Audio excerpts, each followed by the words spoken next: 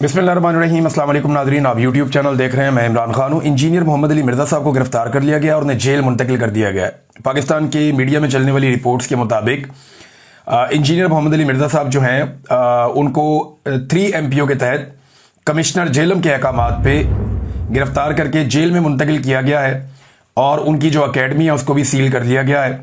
कुछ मजहबी जमातों के जो लोग हैं वो जाकर मिले थे इंतज़ामिया से और उन्होंने कोई दरख्वास्त दायर की थी और एक उलमा का फतवा भी उनके खिलाफ आया और उलमा के वफूद ने आज ज़िली इंतज़ामिया से खसूसी तौर पे मुलाकात की और गिरफ्तारी का मुतालबा किया था। तो उनकी गिरफ्तारी होगी। आसिफ जलाली साहब हैं एक आलिम दीन, उन्होंने एक फतवा दिया हुआ है इस हवाले से। जो तफसीलात आएंगी हम आपके साथ शेयर करेंगे। बहरहाल इंजीनियर मोहम्मद अली मिर्ज़ा साहब जो और बहुत सारी पॉलिटिकल कंट्रोवर्सीज में वो रहते हैं, लेकिन अभी ये क्योंकि एक दीनी मामला है तो ये उलमा इकराम बेहतर रहनुमाई कर सकेंगे। बहरहाल वो गिरफ्तार हो गए। दूसरी एक इंपॉर्टेंट खबर है, ख्वाजा आसिफ साहब ने भी इमरान खान के हक में एक गवाही दे दी है। ख्वाजा आसिफ साहब ने क्या कहा, मुख्तलिफ पाकिस्तान की मीडिया पे खबर छपी है। वो एक इंटरव्यू दे रहे थे। इंटरव्यू देते हुए ख्वाजा आसिफ साहब ने एक बड़ा जबरदस्त इंकशाफ किया और उन्होंने ये बताया कि जब पाकिस्तान तहरीक इंसाफ का दौरे हुकूमत था तो उस वक्त जनरल बाजवा के ससुर ने, ये जनरल रिटायर एजाज साहब थे गालिबन उनका नाम, ये लाहौर DHA में रहते थे। तो जो जनरल बाजवा के ससुर हैं, गालिबन वही रहते थे, जनरल बाजवा के ससुर ने उन्हें अपने घर पे बुलाया और बेसमेंट में लेकर चले गए और वहां जाकर कहा कि नवाज शरीफ की गुजरांवाला की जो तकरीर है उसमें उन्होंने जनरल बाजवा और जनरल फैज हमीद का नाम लिया है, तो तुम इसकी मजम्मत कर दो, ख्वाजा आसिफ को कहा, और अपने आप को इससे अलग कर दो। अब ख्वाजा आसिफ ने कहा कि राणा तनवीर भी इस बात के गवाह हैं कि मैंने जनरल बाजवा के ससुर से कहा कि मैं ऐसा नहीं करूंगा, जिस पर मुझे कहा गया कि बात नहीं मानेंगे तो आपके खिलाफ नैब का केस बन जाएगा। और उसके चंद दिन बाद अचानक मुझे गिरफ्तार किया गया और इस दौरान में 6 माह जेल में रहा, लेकिन हुकूमत मुझ पर नैब का कोई केस ना बना सकी तो मुझे अदालत ने मुझे रिहा कर दिया। अब मामला यह है कि ख्वाजा आसिफ साहब ने खुद गवाही दी कि मुझे इमरान खान ने गिरफ्तार नहीं किया, मुझे जर्नैलों ने गिरफ्तार किया, क्योंकि नवाज शरीफ ने जनरल फैद और जनरल बाजवा के खिलाफ बात की थी तो उन्होंने धमकी लगवाई जनरल रिटायर एजाज साहब के तवस्सुत से, यानी जनरल बाजवा के ससुर ने बुला के धमकी लगाई और उस धमकी के बाद ख्वाजा आसिफ को गिरफ्तार कर लिया गया। तो जर्नैल मार रहे थे PMLN को, ये ख्वाजा आसिफ साहब ने कहा। तो इमरान खान साहब तो इसमें कहीं नहीं है ना। इमरान खान साहब तो खुद कहते थे कि नैब को तो कंट्रोल ही वो करते थे, और ये मैं जाती तौर पे जानता हूं कि नैब को बाकायदा उस वक्त मिलिट्री जर्नल्स कंट्रोल करते थे, एजेंसियां कंट्रोल करती थी, जैसे आज भी एजेंसियां ही नैब को कंट्रोल करती हैं। तो ख्वाजा आसिफ साहब ने कहा, और सवाल यह पैदा होता है कि ख्वाजा आसिफ साहब फिर चुप क्यों रहे। तब से लेकर अब तक ख्वाजा आसिफ साहब ने ऐसी कोई बात ही नहीं की। आज तक ख्वाजा आसिफ साहब ने इस बारे में एक लफ्ज नहीं बोला। उसके बाद उसी जनरल बाजवा के मरहूने मिन्नत होकर उसी जनरल फैज के जूतों में गिरकर इन्होंने इक्तदार हासिल कर लिया और इमरान खान साहब की हुकूमत गिराकर खुद इक्तदार में आकर बैठ गए। अगर वो जर्नैल इतने बुरे थे तो इनको चाहिए था ना उन्हें एक्सपोज करते, या कम से कम वजीर दिफा बनने के बाद ख्वाजा आसिफ को चाहिए था कि उस शख्स पे कानूनी कार्रवाई करते जिसने इन्हें धमकी दी थी कि मैं तुम्हें गिरफ्तार करवा दूंगा या तुम्हें गिरफ्तार कर लिया जाएगा और तुम पे नैब का केस बना दिया जाएगा अगर तुमने अपने आप को इससे अलग ना किया और इसकी मजम्मत ना की। तो ख्वाजा आसिफ साहब ने एक तो बहुत देर से ये बात की, यानी रिटायर्ड जर्नैलों को, उनके रिश्तेदारों को मारना बहुत आसान होता है, इनको हाजिर ड्यूटी माई बाप चाहिए होता है। रोजाना की बुनियाद पे आप देखें कि अभी कल की बात है, वो कैप्टन सफदर ने जो है वो नदीम अंजुम साहब को धोया बैठ के, साबिक DG ISI, और अब जो है वो ख्वाजा आसिफ साहब जनरल बाजवा को धोते हैं हर दूसरे चौथे दिन। अब उनके ससुर की भी धुलाई की है, जनरल फैज को भी रिटायरमेंट के बाद से ये टका के धो रहे हैं। तो मामला ये है कि जिस वक्त ये जर्नैल मौजूद थे तब तो इनके जूतों के तस्मों के साथ लटक के ये लोग इक्तदार में आए थे, ये एक सच है। लेकिन चले, एक अच्छी बात है कि ख्वाजा आसिफ साहब ने इमरान खान साहब के हक में गवाही दी और ये कहा कि उस वक्त भी जर्नैलों ने उनके साथ जो किया था वो किया था। और इमरान खान साहब ये कह चुके हैं कि जनाब नैब तो वो कंट्रोल करते थे, और जब इमरान खान साहब ने चीजों को ठीक करने की कोशिश की तो एस्टेब्लिशमेंट को पसंद नहीं आया, जैसे कि हमेशा नहीं आता। जो भी आदमी अपनी डोमेन वापस मांगता है या पॉलिटिकल स्पेस को बढ़ाने की कोशिश करता है, उसकी हुकूमत पाकिस्तान में मिलिट्री एस्टेब्लिशमेंट गिरा देती है। बहरहाल ये एक दूसरे के पोल खुद ही खोलेंगे और ज्यादा किसी और को कुछ करने की जरूरत नहीं रहेगी, चीजें खुद ही खुलती रहेंगी। एक और नाज़रीन, ख्वाजा आसिफ साहब ने माफी का एक नया फॉर्मूला भी दे दिया। ये बड़ा इंटरेस्टिंग है।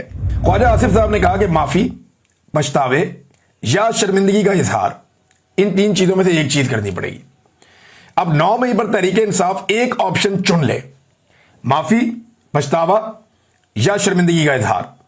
अब चाहे ये पार्लियामेंट में कह दे, चाहे ये अदालत में कह दे, चाहे ये कौम से माफी मांग ले या इदारे से मांग ले, सियासत करनी है तो ये करना पड़ेगा। अब ख्वाजा आसिफ ने भी आज इस बात की तस्दीक कर दी कि मिलिट्री एस्टेब्लिशमेंट को पाकिस्तान तहरीक इंसाफ से माफी मंगवानी है, इसके अलावा रास्ता कोई नहीं है। अगर सियासत करनी है तो, वरना सियासत वो कर ही नहीं पाएंगे। लेकिन सियासत वो कैसे करें? मखसूस नशिस्तें उनकी हैं, छीन ली गई।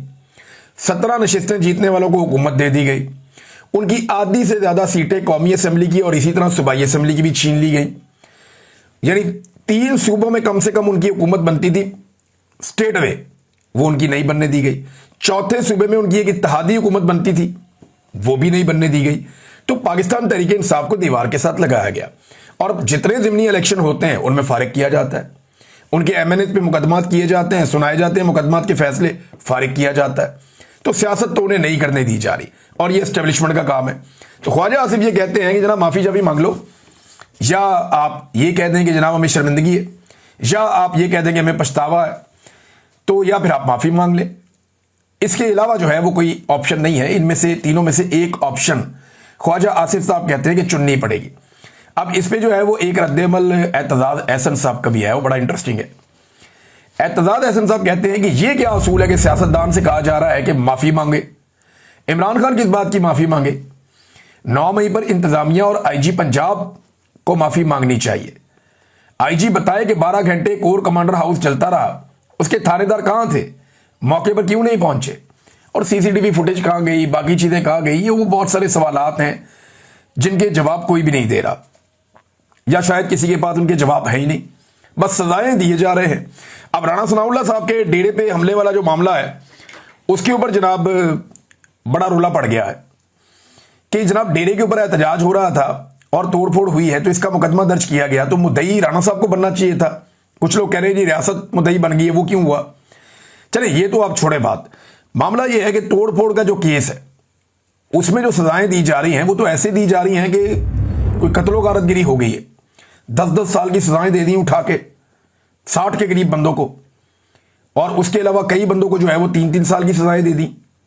ना कोई एक बंदा जख्मी हुआ, ना कोई एक बंदा जाँ बहक हुआ, ना कोई कत्ल हुआ, ना कोई जख्मी हुआ, और सजाएं दे दी दहशतगर्दी वाले मामला डाल के।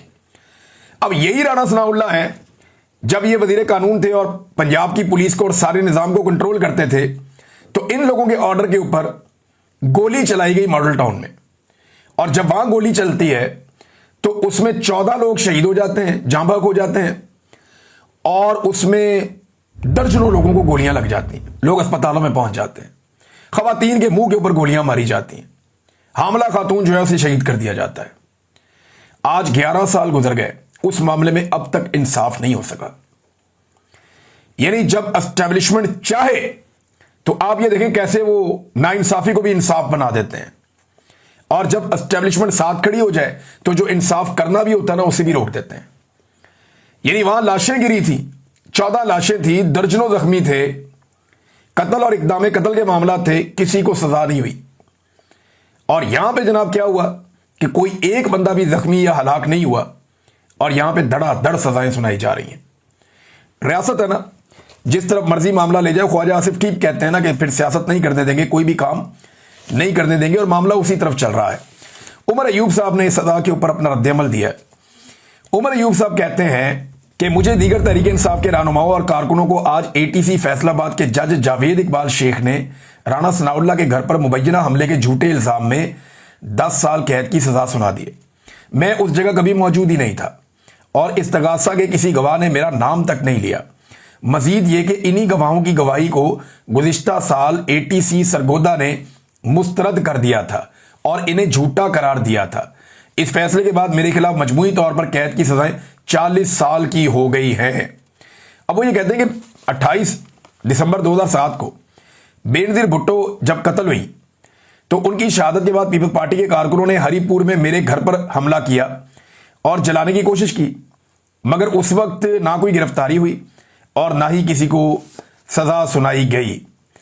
अब आगे वो एंड में जाके कहते हैं कि जनाब ये तो फस्तायत हो रही है और बदतरीन फस्तायत हो रही है, मगर मैं हमेशा तहरीक इंसाफ और अपने कायद इमरान खान का सिपाही रहूंगा। इंशाल्लाह इमरान खान पाकिस्तान के वजीर आजम बनेंगे। ये जनाब कह रहे हैं उमर अयूब साहब। उनका रद्द-ए-अमल है, वो गए ही नहीं उस तरफ जिस तरफ मुकदमा उन पर डाल दिया पकड़ के, तल्ले की कोई नहीं। और जितना नुकसान बेनजीर की शहादत के ऊपर पीपल्स पार्टी ने किया था उसकी तो मिसाल ही कोई नहीं मिलती। तबाही और बर्बादी फेर दी थी पीपल्स पार्टी ने, अरबों डॉलर का नुकसान कर दिया था पाकिस्तान का, लेकिन कुछ नहीं किया गया। रियासत खामोश हो गई कि आगे बढ़ना। लेकिन ये 9 मई के अंदर जो है ना एक जिद पकड़ी हुई और इसको बहाना बनाकर एक पॉलिटिकल पार्टी को विक्टिमाइज किया जा रहा है, दीवार के साथ लगाया जा रहा है। ये बहाना है और कुछ नहीं है। अब असद कैसर साहब जैसे एक, यानी असद कैसर जैसा बंदा जो ज्यादा शिद्दत में भी नहीं जाते, ये तो वो बंदा है जिसने रूलिंग भी नहीं दी थी, कासिम सूरी साहब को देनी पड़ी थी, बड़े मोहतात रहते हैं। अब उनके घर पे छापे मारे जा रहे हैं। असद कैसर साहब कहते हैं कि थोड़ी देर पहले तकरीबन 10:30 बजे रात का वक्त था, अब मेरे इस्लामाबाद वाले घर पर पुलिस ने गैर कानूनी तौर पर छापा मारा। मेरे पास पेशावर हाई कोर्ट की तरफ से दी गई जमानत मौजूद है, लेकिन इसके बावजूद पुलिस हरासा करने से बाज नहीं आती। अगर इनका ये ख्याल है कि हम इन ओछे हथकंडों से डर जाएंगे तो ये इनकी गलतफहमी है। हम ना पहले डरे हैं और ना आगे डरेंगे। हम इस जालिम निजाम के सामने डट कर खड़े हैं और खड़े रहेंगे। देखिए, ये ना पाकिस्तान तहरीक इंसाफ को कुछ का कुछ बना रहे हैं। ये चले जाना है इन एस्टेब्लिशमेंट के लोगों ने। ये पीएमएलएन और पीपल्स पार्टी के समझने की बात है कि ये जो एस्टेब्लिशमेंट की अभी एक हायरार्की है ना, जिसमें फील्ड मार्शल साहब हैं, डीजीआईएसआई है, जो 2 4 5 6 और ये सेक्टर कमांडर्स या कोई सीनियर ऑफिसर्स हैं, इन्होंने हमेशा नहीं रहना, इन्होंने चले जाना है। लेकिन आपने और आपके बच्चों ने या आपकी पॉलिटिकल पार्टीज ने यहीं पे सियासत करनी है।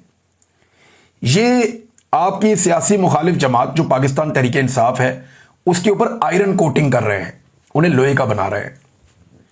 वो उन्हें इतना मजबूत कर देंगे कि कल आप कई दहाइयों तक फिर उनका मुकाबला करने के काबिल नहीं रहेंगे। अगर इसी तरह पाकिस्तान तहरीक इंसाफ मजीद मार खाती रही ना कुछ अरसा और, तो वो एक लोहे की जमात बन जाएगी। लोहे की जमात उन्हें बना तो दिया ऑलमोस्ट। तो जो कुछ उनके साथ जुल्म और फस्तायत की जा रही है, जितने लोगों को, यानी जो लोग नरम भी थे ना पाकिस्तान तहरीक इंसाफ में, उनको भी मजबूत बनाया, खवातीन को बहादुर बना दिया। कोई और पॉलिटिकल पार्टी उनका मुकाबला करने का सोच ही नहीं सकती मजहबी सियासी जमातों के अलावा। यह बात पीपल्स पार्टी और पीएमएलएन के सोचने की है। यह बात बाकी पॉलिटिकल पार्टीज के सोचने की है। जमहूरी पॉलिटिकल पार्टीज हैं कि एस्टेब्लिशमेंट उनका भला कर रही है या उनके लिए एक मुस्तकिल बहुत ताकतवर मुखालिफ पैदा कर रही है। अब ये तो हो रहा है। बहरहाल ये लोग तो चले जाएंगे अपनी नौकरियों से रिटायर होके, तो बाकी जिन्होंने निमटना है वो जाने और उनका काम जाने। हसन नियादी साहब की जो वालदा है नौरीन खान नियादी साहबा, उन्होंने स्टेटमेंट दिया है, एक इंटरव्यू उन्होंने दिया। ये इंपॉर्टेंट स्टेटमेंट है, मैं आपके सामने रख देता हूं। और साथ में एक स्टेटमेंट जो है वो शाहिद खटक साहब ने भी दिया। अब ये दोनों स्टेटमेंट शेर अफजल मरवत के बारे में है। अच्छा, ये हसन नियादी साहब की जो वालदा है वो कहती हैं कि शेर शाह ने कहा कि मुल्क से बाहर रहकर मैं तंग आ गया हूं, अब चाहे ये मुझे पकड़ें, मैं वापस आ रहा हूं। शेर मरवत जैसों को जो मैसेज आता है उन्होंने बोल देना है, मैं उसकी बात नहीं करना चाहती। इन लोगों ने शैतानियां की कि हसन पकड़ा गया, शेर शाह को भी पकड़ो। अब ये हसन की वालदा कह रही हैं। शेर अफजल का मैं नाम तक नहीं लेना चाहती। ये हर वो काम कर रहे हैं जो उन्हें फीड किया जाता है। हसन मेरा बेटा है तो शेर शाह भी मेरा बेटा है। हसन 9 मई को तकरीर कर रहा था क्योंकि पास खड़े मुजाहिरीन में से एक नौजवान को गोली लगी थी। मैं होती तो शायद ज्यादा सख्त तकरीर करती। शाहिद खटक साहब ने क्या कहा? शेर अफजल को कौन जानता था? उसकी क्या हैसियत थी? एक वकील था। इससे पहले बल्दियाती इलेक्शन में 45 वोट लिए थे। पीटीआई ने स्पेस दी। सियासी जमात में एक दूसरे को इज्जत देनी होती है। लोगों ने 9 मई से पहले भी और 9 मई के बाद भी बड़ी कुर्बानियां दी हैं। गैर जिम्मेदार बयानात नहीं देने चाहिए थे। ये शेर अफजल मरवत साहब के बारे में।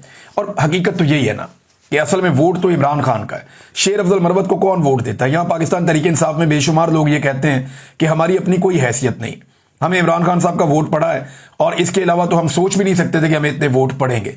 ये बहुत सारे लोग मुझे कहते हैं। लेकिन शेर अफजल मरवत साहब शायद ये बात अपने अंदर तस्लीम नहीं कर पा रहे, या वो ये हौसला पैदा नहीं कर पा रहे कि वो इस बात को तस्लीम कर सकें।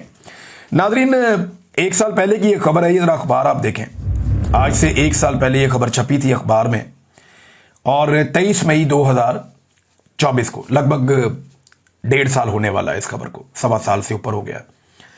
ये खबर छपी जनाब अखबार के अंदर, और खबर ये थी कि UAE यानी मुत्तहिदा अरब अमारात पाकिस्तान में सरमायाकारी के लिए $10 अरब उन्होंने मुख्तस कर दिए हैं। शहबाज शरीफ ने बताया था उस दिन के हमने जनाब कशकोल तोड़ दिया है, और शहबाज शरीफ साहब ने कहा जी कशकोल टूट गया, हम आवाम को तरबियत देंगे। वजीर आज़म IT कंपनियों की मफामती याददाश्तों पर दस्तखत हो गए, और चीनी की कीमत में इजाफा कबूल नहीं है, और यानी 140 रुपए पूरा साल 140 रुपए चीनी फरामी की जाए, इसको यकीनी बनाया जाए, और बहुत सारी और बातें की इन्होंने। अब ये शहबाज शरीफ साहब के दावे थे, लेकिन आज तकरीबन 1.25 साल गुजर गया, कोई $1 अरब भी आया? किधर है, कहां आया? $10 अरब के दावे किए शहबाज शरीफ ने। इन्होंने कौम को ट्रक की बत्ती के पीछे ही लगाया हमेशा। वो चीनी जो इसके अंदर बयान लगा हुआ 140 वाली, वो 200 से ऊपर की बिकती रही अभी, और अभी और ऊपर जाएगी, जो ये बाहर से कारनामा करके इंपोर्ट कर रहे हैं। पहले बाहर एक्सपोर्ट कर दी, अब वापस इंपोर्ट कर रहे हैं। ये इनकी हरकतें जिनकी वजह से पाकिस्तान यहां तक पहुंच गया। और यहां पे एक जज साहब का बयान है नाज़रीन, वो बड़ा इंटरेस्टिंग है। जज साहब ये कहते हैं कि आर्टिकल 10A के तहत फेयर ट्रायल एक बुनियादी हक है। ये देखें आप, ये एक्सप्रेस न्यूज के ऊपर खबर छपी हुई है, और सुप्रीम कोर्ट ऑफ पाकिस्तान से मुअज़्ज़िज़ जज ने यह बात की है कि जस्टिस मोहम्मद अली मजहर ये केस सुन रहे थे। इन्होंने कहा जी कि फेयर ट्रायल का हक आइन के आर्टिकल 10A के तहत एक बुनियादी हक बन गया है। मुनासिब कानूनी अमल एक लाजमी शर्त है जिसका हर सतह पर एहतराम किया जाना चाहिए। फेयर ट्रायल का हक इस बात का तकाजा करता है कि किसी को उस वक्त तक सजा नहीं दी जानी चाहिए जब तक उसे जवाब देने और अपना मुकदमा पेश करने का मुनासिब और मुनसिफाना मौका ना दिया जाए। क्या इमरान खान को यह मौका मिला है? यहां सुप्रीम कोर्ट ऑफ पाकिस्तान ये फैसला दे रही है, और उसके अंदर ये चीजें सामने आ रही हैं। लेकिन मामला यह है कि क्या इमरान खान को फेयर ट्रायल का हक मिला है? इमरान खान को तो यह हक मिला ही नहीं। जिरा करने की इजाजत नहीं मिलती उनके वकीलों को, मीडिया को और फैमिलीज को अंदर जाने की इजाजत नहीं मिलती। बाद औक़ात वकला को भी बाहर कर दिया जाता है। रातों को देर देर तक अदालतें लगाई जाती हैं और ट्रायल चलाए जाते हैं। जेल में एक हॉस्टाइल किस्म के एनवायरनमेंट के अंदर ट्रायल चलाए गए। ट्रायल इतने फेयर थे कि जजेस बेचारों की बार बार हालत खराब हो जाती थी। ऐसे जालिमाना ट्रायल किए गए पाकिस्तान तहरीक इंसाफ के लीडर इमरान खान के। और अब यहां जज साहब कह रहे हैं सुप्रीम कोर्ट में कि फेयर ट्रायल का हक जो है ये बुनियादी हक है, बुनियादी इंसानी हक है ये। तो ये बुनियादी हक से इमरान खान साहब को महरूम कर दिया गया। वैसे ऐसा लगता है कि पाकिस्तान तहरीक इंसाफ और इमरान खान साहब के बुनियादी हकूक मुअत्तल हो गए। नादरीन, जापान से कुछ वीडियोज आई, तस्वीर आई। अव्वल तो मरियम नवाज साहबा को जापानियों ने मुंह ही नहीं लगाया, जो मुझे दिखाई दे रहा है। और जापानियों ने क्या मुंह लगाना था, उन्हें वहां पाकिस्तानियों ने भी मुंह नहीं लगाया, जो मुझे दिखाई दे रहा है। मुझे अनफॉर्चुनेटली ये कहना पड़ रहा है। मैं इस तरह के अल्फाज बोलने का आदी नहीं हूं, मुझे कहना भी नहीं चाहिए था, लेकिन हकीकत यही है। वहां पे चंद लोगों के अलावा वही शक्लें थी, वो घूम घूम के आती थी। या एम्बेसी के थोड़े से लोग थे, या कोई थोड़े से पाकिस्तानी थे जिनको इन्होंने ओहदे दिए, वो घूम घूम के आते थे। एयरपोर्ट पे भी वही होते थे, इस जगह भी वही होते थे, उस जगह भी वही होते थे। हर जगह उन्हीं को घुमा घुमा के बार बार गुलदस्ते लेके पहुंच जाते थे। तो इस तरह घुमा फिर आगे चक्कर दे के इन्होंने अपना दौरा बड़ी मुश्किल से मुकम्मल किया। लेकिन मैं जापान की वीडियोज और वो देख रहा था। अमीर तरीन मुल्क है, वो पाकिस्तान को कर्जा देता है, लेकिन उनकी टेबल, उनकी कुर्सियां, उनके कॉन्फ्रेंस रूम जहां पे मरियम नवाज को बिठा के ब्रीफिंग्स दी गई, वो जगह इतनी सिर्फ बुनियादी फैसिलिटीज थी, कोई लग्जरी वहां नहीं थी। सिर्फ काम के लिए आते हैं वो लोग, और जितना जरूरत हो उतना ही इस्तेमाल करते हैं। यहां पे आप वजीर आला हाउस में घुसे तो क्या लेविश किस्म के सोफे हैं, क्या शानदार किस्म की टेबल्स हैं, क्या जबरदस्त किस्म की वहां चेयर्स लगी हुई है। कमाल जबरदस्त माहौल बनाते, VVIP किस्म का कल्चर है पाकिस्तान में। जापान में मैं वो टेबल्स और चेयर्स देख के हैरान रह गया। सारे के सारे एक ही तरह की कुर्सियों पे बैठे हुए और आपस में बातचीत कर रहे हैं। यहां तो जनाब जब तक सदारत वाली कुर्सी कोई 1 फुट ऊंची ना हो जाए तब तक किसी को सुकून ही नहीं आता। पाकिस्तान की वीडियोज आप देख लें इनकी, और जापान की वीडियोज आप देख लें इनकी। पाकिस्तान के मनाजिर देख लें और देखें, जापान ऐसे ही आगे नहीं निकल गया। उन्होंने ये फैसला किया कि पैसा जहां खर्च करना है वहीं खर्च करना है, जहां खर्च नहीं करना वहां खर्च नहीं करना। कर्जे ले लेकर सूबे चल रहे हैं और इनकी अयाशियां खत्म नहीं हो रही। अंदाजा करें, जापानियों ने देखा होगा कि यार ये अपना लाओ लश्करी पूरा लेकर आ गए हैं, अपनी बेटियां ले आए, दामादों को ले आए, अपने नवासियों को ले आए, अपनी मेकअप आर्टिस्ट को ले आए, अपनी जाती मुलाजमाओं को लेकर आ गए, अपने ब्यूरोक्रेट्स के बच्चों को लेकर आ गए, अपने वजीरों के बच्चों को लेकर आ गए, अपनी बेटियों की सहेलियों को लेकर आ गए। वो भाई खाना खराब, वो तुम लोग किसी मुल्क के बादशाह हो, वो कर्जा देना हमारे मुल्क ने दुनिया का। भाई ये मुंह उठा के सारा लटरम पटरम पूरा टब्बर लेके उनके रिश्तेदारों को, दोस्तों को लेके ये पहुंच गए जनाब जापान के दौरे के ऊपर। हद हो गई। वैसे जापानी भी देख के हैरान होते होंगे और उन्हें बड़े आराम से समझ आ जाएगी कि हमारे जवाल के असबाब क्या है। हम पढ़ा करते थे ना माजी में, मुगल सल्तनत के जवाल के असबाब, ये माशिर दुलूम की किताब में होता था। ये मुस्तकबिल में जब हमारे बच्चे किताबें पढ़ा करेंगे ना, तो पाकिस्तान के जवाल के असबाब में इस किस्म के घटिया सियासतदान और ये खानदानी सियासत का जो घटियापन है, ये एक बहुत बड़ी वजह होगा। अब तक के लिए इतने, अपना ख्याल रखिएगा, अपने चैनल का भी। अल्लाह हाफिज़।